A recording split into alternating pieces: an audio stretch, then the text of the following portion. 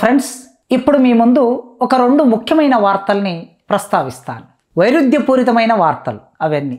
నిన్న ఒక వార్త వచ్చింది, ఇవాళ ఒక వార్త వచ్చింది. ఇవి రెండు కూడా పత్రికల్లో ప్రధాన వార్తలు, ప్రధాన శీర్షికలు కూడా. ఏమిటి నిన్నటి వార్త?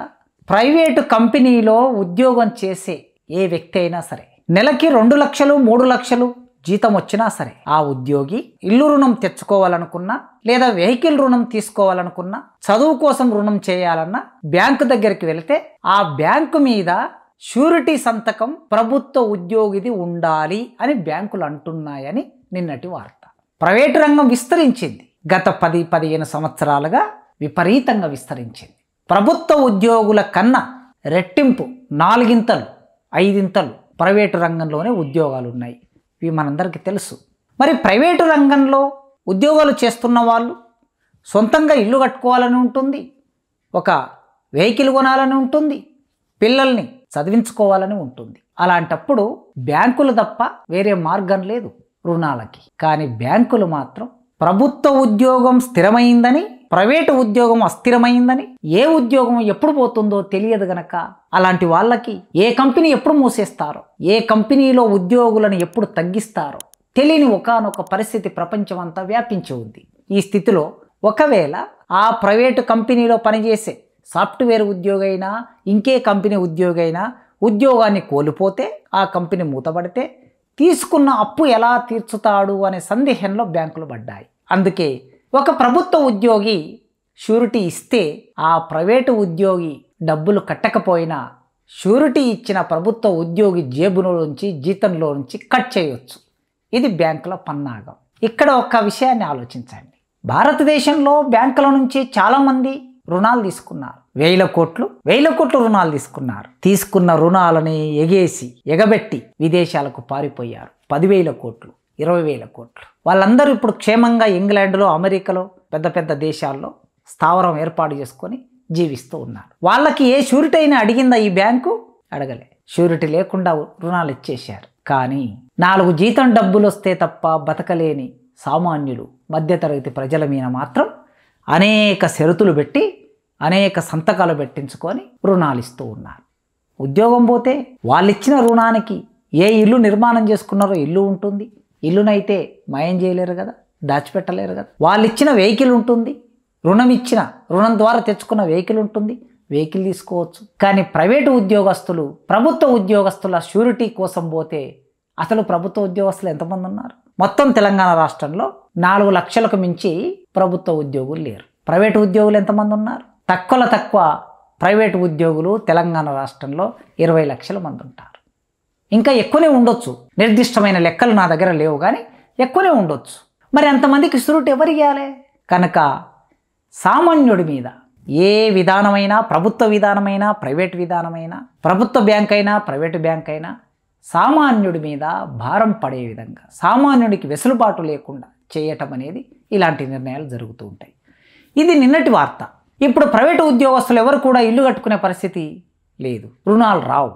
మరి ఇవాల్టి వార్త ఏమిటో తెలుసా మీకు? ఇవాల్టి వార్త తెలంగాణ రాష్ట్రంలో ఈ సంవత్సర కాలంలో అక్షరాల 74,350 ప్రైవేటు ఉద్యోగాలు వచ్చాయని తెలంగాణ రాష్ట్రంలో ఉన్న పరిశ్రమల శాఖ ప్రకటించింది. ఈ పరిశ్రమల శాఖ ప్రైవేటు రంగంలో ఉద్యోగాలని కల్పిస్తున్నాము, వస్తాయి, రేపు మీరందరూ సిద్ధంగా ఉండండి అని ఇక్కడి నిరుద్యోగులకి ఒక ఆశ చూయించింది. 2024లో దావోస్లో ఒక కార్యక్రమం జరిగింది. ఈ దావోస్లో చేసుకున్న ఒప్పందాల ప్రకారం, అంటే వివిధ విదేశీ కంపెనీలతో మన రాష్ట్ర ముఖ్యమంత్రి, మన రాష్ట్ర అధికారులు చేసుకున్న ఒప్పందాల ప్రకారం ఆయా కంపెనీలన్నీ, స్వదేశీ కంపెనీలు ఉంటాయి, విదేశీ కంపెనీలు ఉంటాయి. ఈ కంపెనీలన్నీ వచ్చి ఇక్కడ పెట్టుబడులు పెడతాయి, పరిశ్రమలు నెలకొల్పుతాయి, అందులో ఉద్యోగ అవకాశాలు దొరుకుతాయి. 74,350 ఉద్యోగ అవకాశాలు దొరుకుతాయట.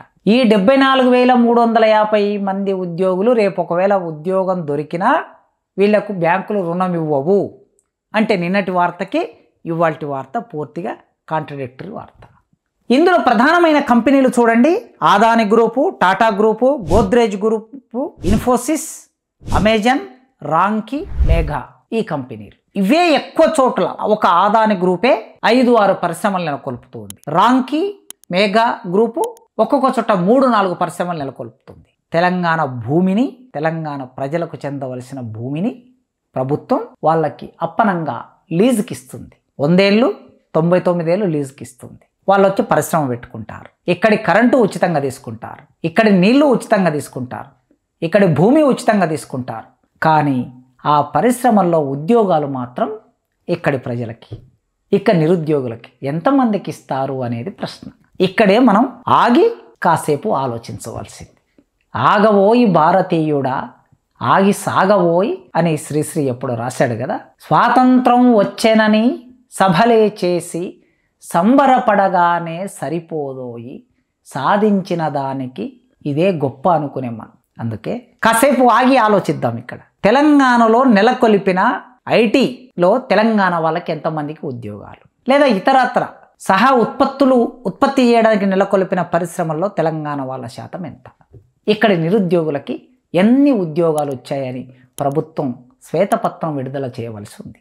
అందుకే కదా మార్వాడి గో బ్యాక్ అని అంటే హైదరాబాద్ నగరం కొందరికి అప్పజెప్పబడ్డది. 30 లక్షల మంది హైదరాబాద్ నగరంలో 1 కోటి మంది ఉంటారనుకుంటే ఈ కోటి మందిలో 30% అంటే 30 లక్షల మంది ఇతర రాష్ట్రాల వాళ్ళు ఉన్నారు. గుజరాత్, మహారాష్ట్ర, ఉత్తరప్రదేశ్, రాజస్థాన్, జార్ఖండ్, ఛత్తీస్గఢ్, బీహార్, ఈ 5-6 రాష్ట్రాలు, ఒరిస్సా, మన చుట్టుపక్కల ఉన్న రాష్ట్రాలన్నిటి నుంచి ఇక్కడికి పని కోసం వస్తున్నారు. కార్పెంటర్ పనులు, బిల్డింగ్ నిర్మాణ పనులు, షాపులు పెట్టుకోవడం, బిల్డింగు నిర్మాణం చేయడానికి కావలసిన వస్తువులని సప్లై చేయడానికి హార్డ్వేర్ షాపులు ఉంటాయి. ఈ హార్డ్వేర్ షాపులు ఎన్ని తెలంగాణ వాళ్ళవి ఉన్నాయి. గ్రామాల నుంచి మొదలు పెడితే పట్టణాల వరకు హార్డ్వేర్ షాపులు నిర్మాణం జరిగింది, స్వీట్ షాపుల నిర్మాణం జరిగింది, ఏర్పాటు జరిగింది.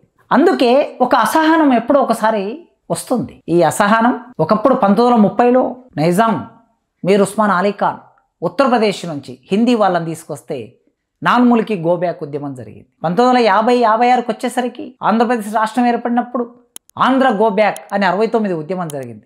ఇడ్లీ సాంబార్ గోబ్యాక్ అనే ఉద్యమం జరిగింది. 2096 వచ్చే నాటికి ప్రత్యేక తెలంగాణ రాష్ట్రం కావాలని ఉద్యమం జరిగింది.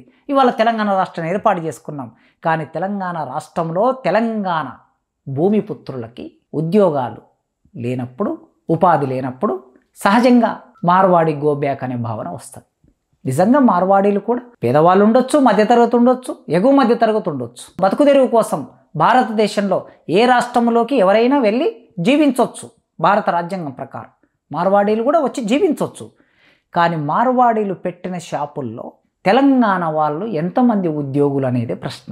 అందుకే ఇవాళ తెలంగాణ రాష్ట్ర ప్రభుత్వం పరిశ్రమల శాఖ ప్రకటించిన ఈ 74,350 ఉద్యోగాల్లో తెలంగాణ వాళ్ళకి ఎన్ని వస్తాయి వాళ్ళు పేర్కొన్నారు. అందులో నైపుణ్యం ఉన్న వాళ్ళకే ఉద్యోగాలు వస్తాయి. నిజమే, నైపుణ్యం ఉన్న వాళ్ళకే ప్రైవేట్ రంగంలో ఉద్యోగాలు వస్తాయి.